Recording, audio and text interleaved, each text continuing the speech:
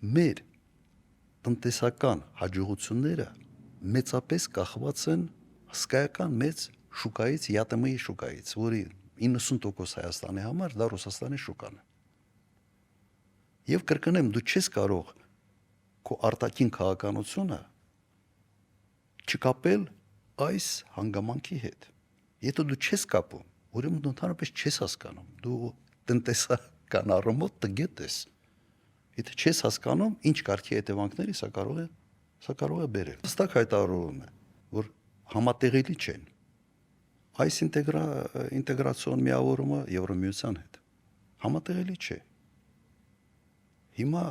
դու մտածում ես, այսպես ասենք,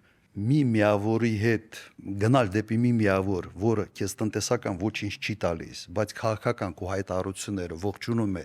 եւ պատրաստ է քեզ դրդում է հակառուսական քայլերին, քո քաղաքականությունը այսօր վտանգում է քո տնտեսական շահերին։ Սա է։ Սա լրջագույն խնդրեմ է այսօր։ Նայեք, թերագնահատված է Հայաստանում Ռուսաստանի տնտեսական ներդրումը, իսկապես թերագնահատված է։